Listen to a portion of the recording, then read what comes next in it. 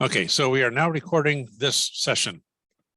I haven't done much editing of the demo in the past. I've got some now software to do it, so I may start doing that. But let me go ahead and start with a demo, because what I've done is I rolled out a sheet of gold, or actually copper in this case, rolled out a sheet of copper. I ran it through a fairly thin setting on the POS machine. Let me pick up one of these and I'll show you. So it's fairly thin. You can see. And then I'm going to actually pull these loose from my tile and turn them over, because as you press the cutter into these, you get a little rounded edge on the top and then a sharp piece on the bottom. And if I was more OCD, I would round off the bottoms as well, but I'm not quite that obsessive about it. So I'm not going to do that. But I do want to pull all these loose and get them flipped over, because it turns out arranging them is a bit of a trick. Make sure I get the bottom side up. So what I'm doing, let me back up. These tiles are actually going to be the back side of the necklace. So they are going to,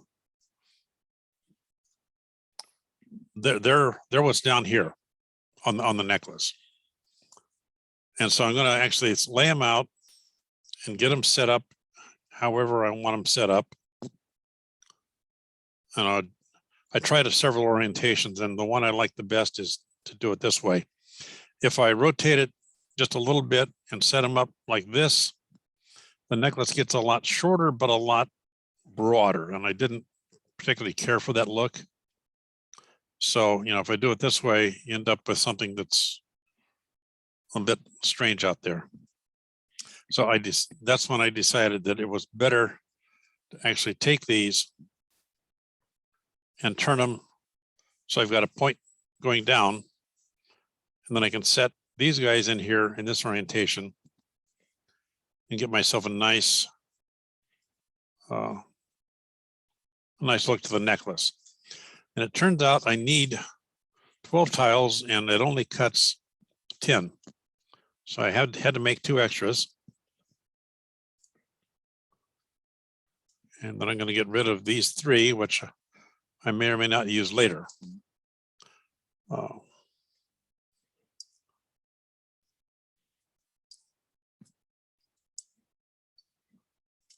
up my tile a little bit so I don't have a mess on the back of my necklace.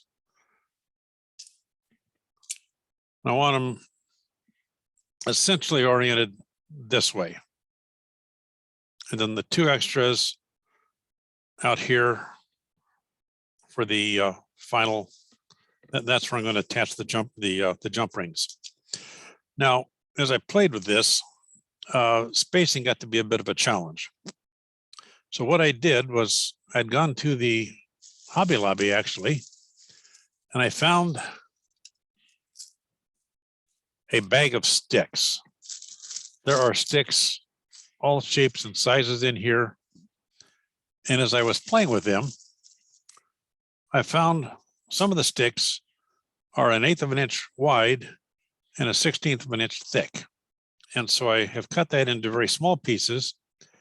And if I put the 1/16 of an inch thick section in between these tiles and kind of work them together, nudge them a little bit so they come together along those, it gives me a very nice spacing that is very consistent and very fixed. You said I can do this. And by cutting it into a whole bunch of strips, I can kind of make sure I get spacing everywhere the way I want it.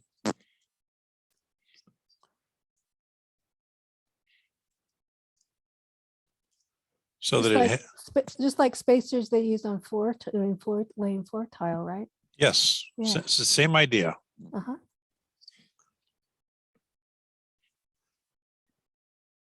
Sorry you have to watch me do this, but I did want you to see this part of the demo because it does help it to come out with a nice look, which I thought was important. Because when I tried it without the spacers in there, my eye is not quite good enough to get everything aligned so that it looks right. Of course, I am an engineer and a mathematician, and there is that part of me that wants it to look symmetric. Here we go. Get you down. Another spacer in here.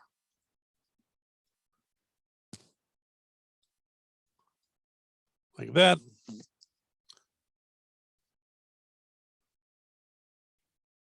Whoops, lost one.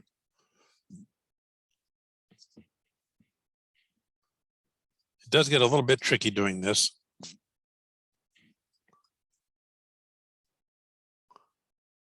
And I'm probably going to eventually give up because you don't really need to watch me do this for everybody, for every one of these tiles, and start eyeballing it, which isn't always bad. You can kind of get pretty close that way.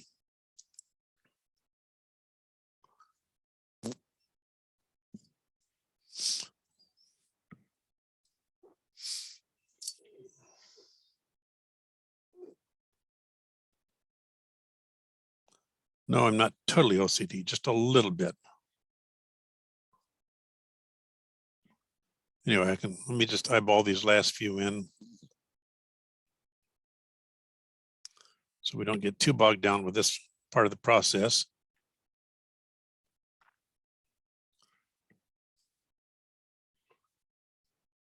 Having done this enough, you start learning what the spacing really does look like.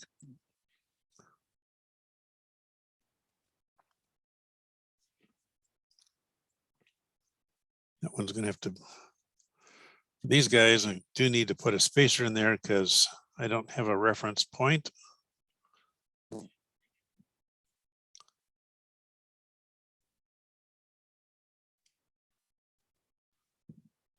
And although while I'm doing this, I did say that I'm going to try and meet in Texas Art Supply next month. If the COVID numbers, if I don't like the COVID numbers, I'm going to go ahead and do it with Zoom still. And even if I meet at Texas Art, I'm going to try and find a Wi-Fi connection so that I can do a hybrid meeting. Because I know not everyone's comfortable coming to Texas Art Supply just yet. Okay, once I've got all that, take the spacers out. And things look fairly nicely spaced, which is what we wanted. Now comes the fun part. I went to Hobby Lobby and bought a spool of ribbon. This is 1/8 of an inch wide polyester ribbon. And I'm going to simply lay it down on the tile, kind of get an idea how long I want it.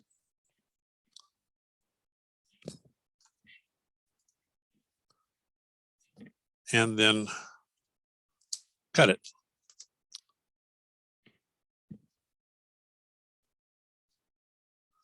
Then again, lay it back down, press it into the tile. I've set it so that the direction of the curl is down. And what do I mean by that? I'll show you in just a minute. Let me cut this one and I will show you.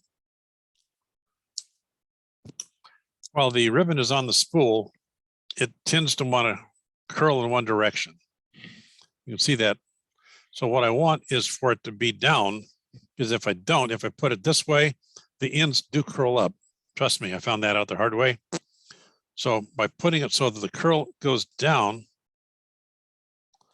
there we go. I can press those ends into the clay a little bit, and they tend to hold just a little bit better. I see this one is a little bit off. So I'll move it just a touch to get it back into where I want it.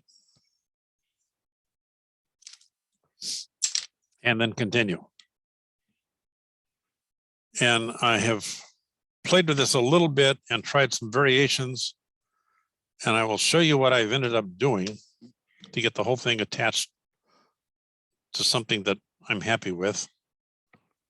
Curl down. So we got, okay, we got those. Now I'm going to put another set of ribbon going the other orientation so that everything is connected together.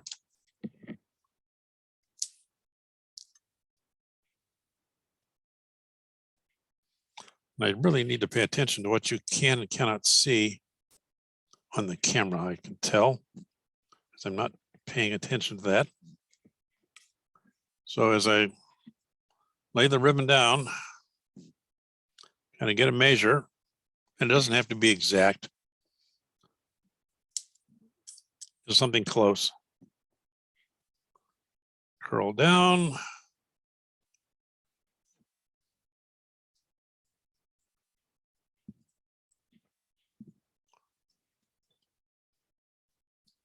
And one more piece there. Put the curl down. Now, initially, I thought this would be enough. However, at this point, I can tell you these two tiles are not really connected to much of anything, and they don't kind of hold their position. So I ended up going back in and putting a third orientation on all of this ribbon to make sure that everything held together nicely. And I had the drape and the movement that I was looking for. Now I'm not pressing hard, but I am making sure that I get the ribbon in connection connected to the touch, impressed into the clay. Obviously at this point, this third layer is not it's gonna try and pull up from the clay in a lot of places. And so we just let it, as long as I can get it on the clay around the edges, so that each tile is connected to the tiles next to it. I did test the polyester clay does not melt or burn in the oven. So that's nice to know. Okay, I've got the ribbon on the tile. Everything pressed down really nice and smooth, so it's in there well. And I've taken another block of clay that has gotten cold. So let me warm that up. Let me run it through the POS machine a few times just to warm it up. I think one of your ribbons came off. One of my ribbons came off. We will put him back on. When I did this for real, building it, I had actually prepared everything before I started putting it together. But I wanted to show you some of the fun with these tiles. And so I'm going to have to warm up my clay and press into the tiles a little bit. And this one I'm running through a thicker setting on my POS machine. So I have over here now, take this out of the camera, bring that in, get my little wood blocks out of the way so they're not interfering with what I'm doing. I've got two sizes of cutters, and we'll come back to that in a minute. I'm going to take the biggest cutter and press it into, I've run this through one setting thinner than the thickest setting. So it's almost the thick setting on my POS machine. So I'm going to set this down. It doesn't matter what, as long as I get good connection with the clay. And drape it over just a little bit further.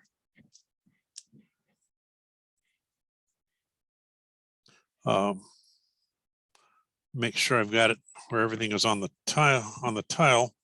If I press down, if the cutter runs off the edge, I don't get a good cut.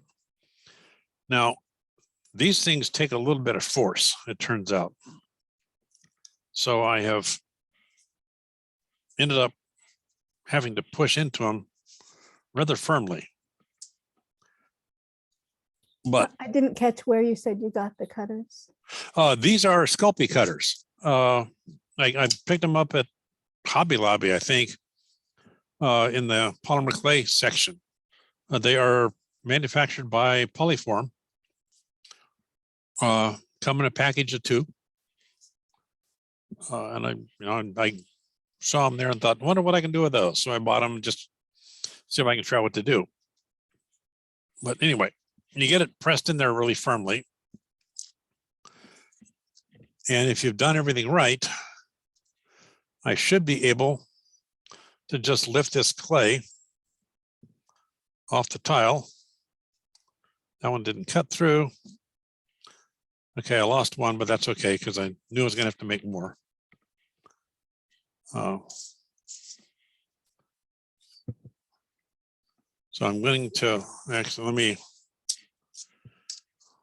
just take this tile, take the clay, put it back down there because I need 3 more tiles because I lost one. One of them didn't cut all the way through.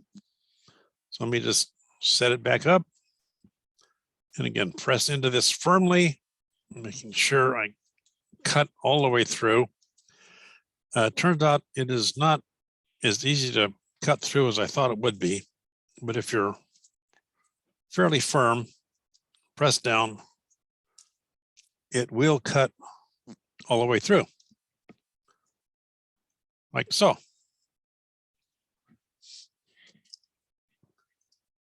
Okay, and look, set that aside. Now I'm going to pick these guys up and I'm going to leave, and again, the curved edge is on top. And since this is now the top of my necklace, I'm going to leave it so the top, so I'm not going to flip them over. I'm going to leave them right side up. Here is my original tile that I've been playing with. I'm going to take these and very carefully line them up so I get them as close as I can to being perfectly matched and just press down.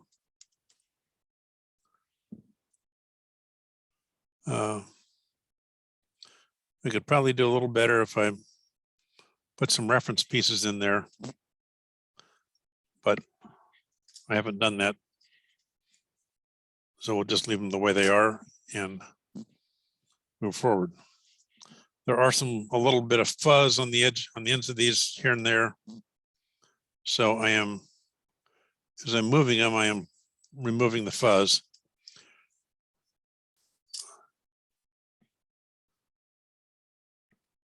And just setting them down, trying to get them lined up as careful as I can.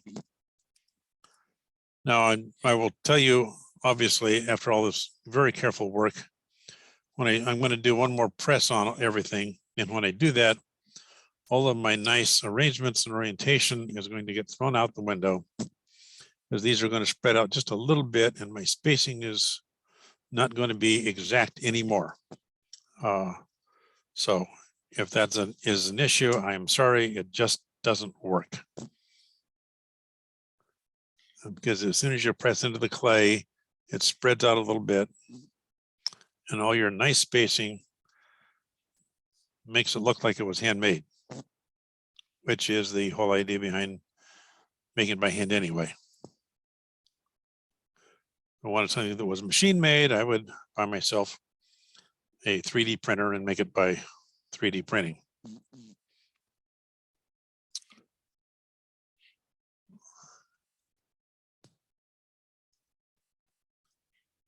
And I just dawned on me as I'm doing this, I forgot one step. That tile did not go down right. Let's see if I can pick him up. I don't know if you can see this tile right here. I've got a little bit of a lip on this. Whoops, sorry, this tile's got a little bit of a lip showing on that side. So I've got I'm going to try and move him back to where he's supposed to be. So I can't, because of the camera, I can't quite see what it is I'm doing on that side of the piece. So use my sticks to kind of nudge things back to where I want them. The last year always a challenge. Doesn't mean you really need to go to any extreme for that to be a challenge. Just cooperate. There you go.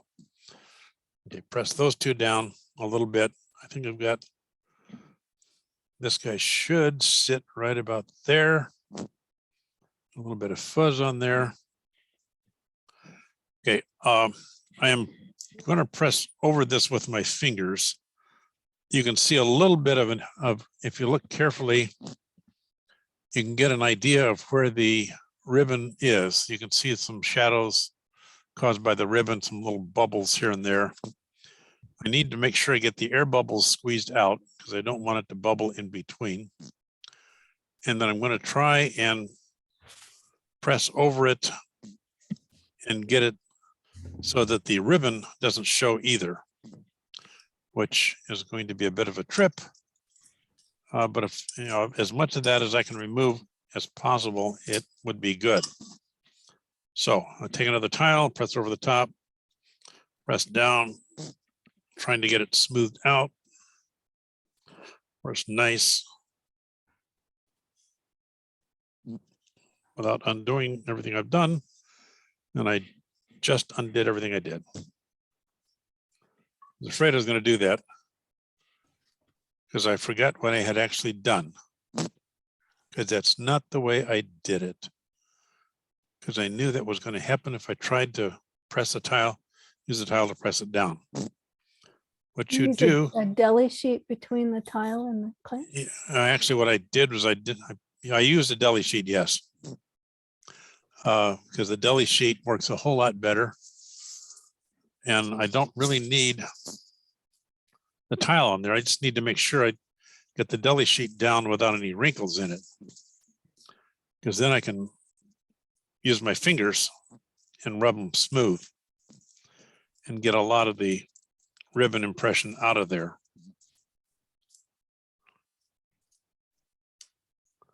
Which makes it work a lot better. I can still see the ribbon, so I'm going to try the tile again, but with the deli sheet this time. Pressing into it.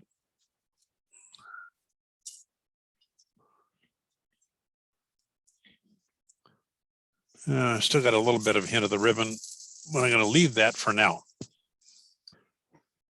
Now I decided that was boring. So what I did was I took, in this case, what I'm going to do this time is to take some peacock pearl. And this is the light copper pearl. Of course it's pearl. Who's doing the demo? And I'm going to, actually, I just need a little bit of that, I think. We'll see. I'm going to marble them together a little bit.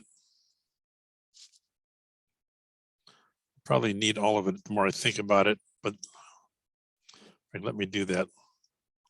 Let me marble all of this together, just so I know I've got enough. And then he said, wait a minute. No, I need to cut. Sorry, I'm talking to myself because I'm thinking about where I'm going as I'm doing this. I need 2 tiles out of this piece. So I'm going to do that right now.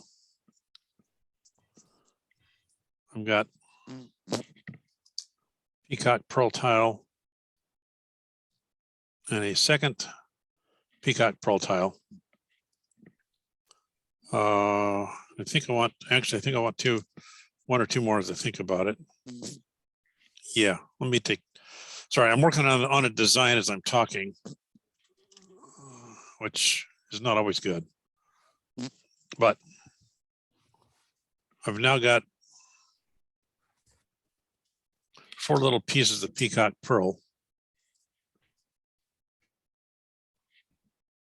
set aside. So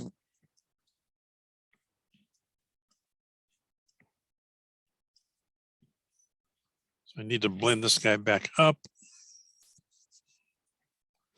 I need to do a marble with what's left over here.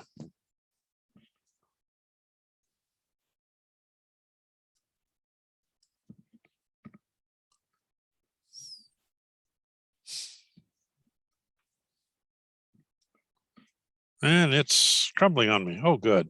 Well, that's okay.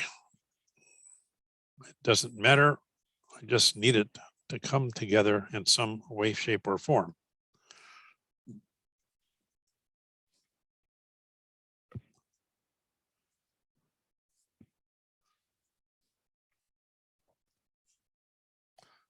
So I am working on marbling these two colors together.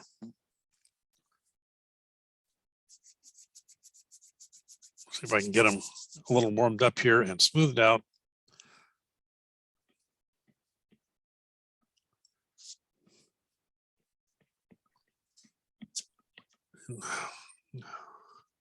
When I worked with it earlier today, the Peacock Pearl was nice, but now it has decided to get stiff and hard because I need it to be soft. But that's okay. We will still press on with the demo. I know we've all marbled clay before. Watching me marble clay is just not the greatest fun in the world.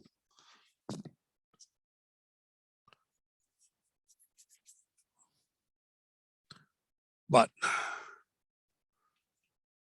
okay, now it's starting to move. I'm gonna put a lot of twist in this because what I really like the stripe cut type look I get when I do this. So I'm striping it. And then off camera, I'm going to run through my pasta machine in some way, shape, or form to see what I can get out of it.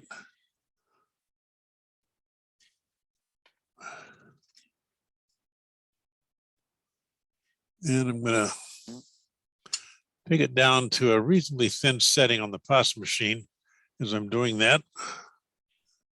Because this is just sort of a highlight that I want on the top. It doesn't need to be dramatic. Just a little something out there.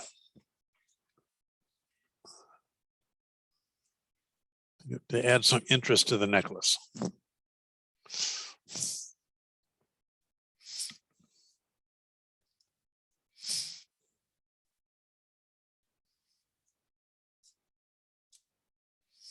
I think I got that. Yeah, that should work. Okay. Here's my marbled piece of clay.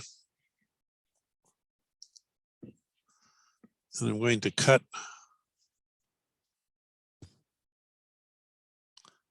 8 tiles out of that.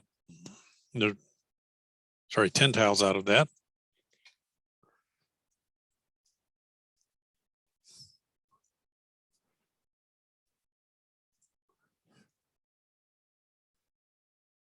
We'll see if that cut.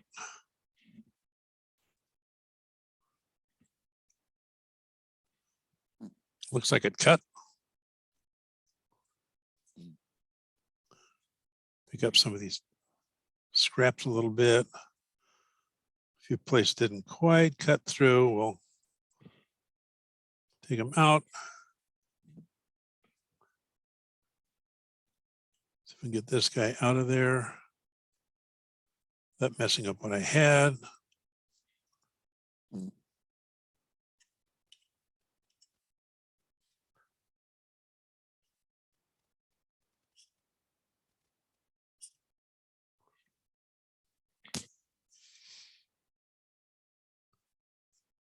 Yeah, no, I'm not talking. I usually try to talk while I'm doing this so that there's some narration going on in the background. I get to focus on what I'm doing and I don't say much, but I am just trying to pick the uncut edges off and get nice clean tiles here. And this is made with the smaller of the two cutters. so that I get a nice little piece I can put on top. And I should be able to just pop these guys loose and pick them up. Now this time I really do need to clean the edges, because that is, if I don't, they are going to show up. So I just kind of run my fingers along there and get the little fuzzy edge pieces off the edge.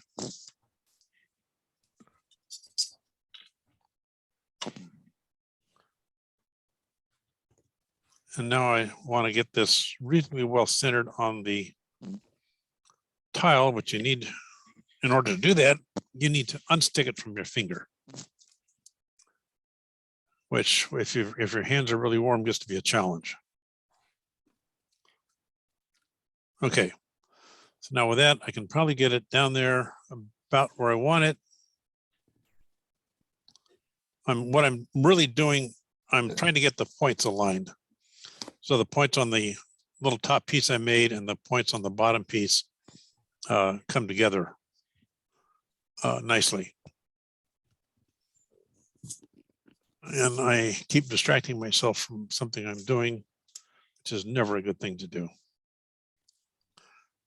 Now, there is some lines and marks on these, and so I'm trying to, I learned long ago that if I cut things from a piece that's striped, I don't want to put the stripes and the tiles and everything with the same orientation. So I break things up, I turn things as I am putting them down. I'll take tiles and move them around so they're not lined up.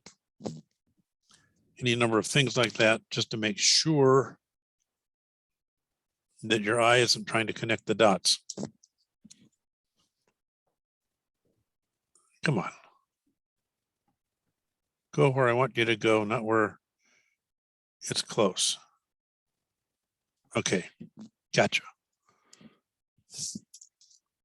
So as I cut the guy off over here, you can see I've got lines coming this way. So I want this guy to come in some other orientation. So he gets to go there, except he's not right. And I forgot to clean up the edge. So let me just run a finger over the edge right there. I can see a little fuzz on this guy. So I get him right along there. That looks a whole lot better. Put him on my blade so he's not playing with a warm finger.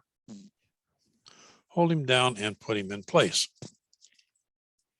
And again, I want, think about, again, I made these solid colors, again, just to kind of give it a little variety, break things up a little bit, add a little variation to the theme.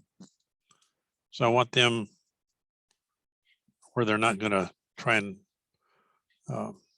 call for your attention, but just so they're not, I don't want them actually together is what I'm saying. I want them doing something else. I'm trying to figure out how to get this guy on there.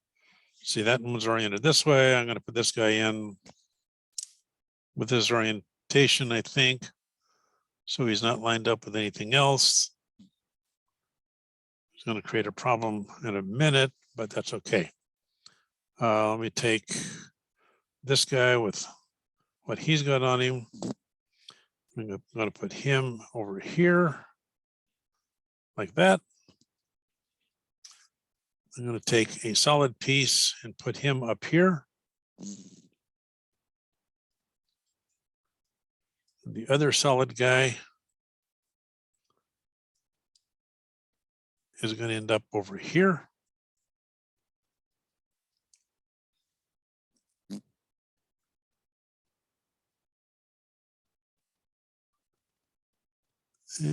Come on, there we go. There he goes in place. Let's see, let me take this guy. Again, I'm going to put him down this way so he doesn't line up with anyone on either side of him. If you've ever watched people the professional guys lay floor tile, you'll notice they take the tile off the stack and they rotate each one a little bit so that he doesn't line up with one on either side of him. Same idea here. You want to make sure things don't try to line up with things on either side. Whoops, forgot the edge. Get the fuzz off the edge. Put him down.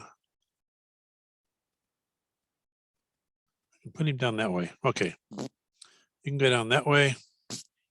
Nope, you can't go down that way. Yes, you can. And I'll take you and I'm going to take the fuzz off the edge and I'm going to put you in this way.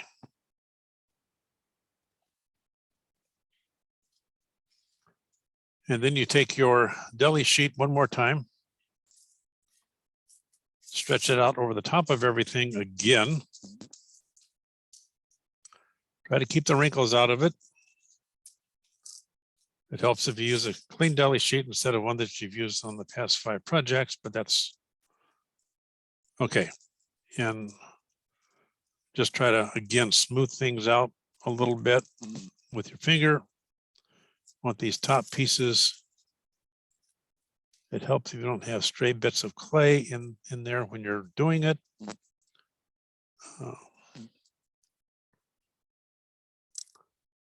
Try to get everything nice and smooth,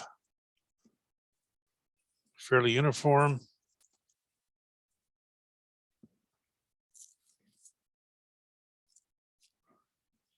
When you do the demo, you always get things that don't happen when you're doing it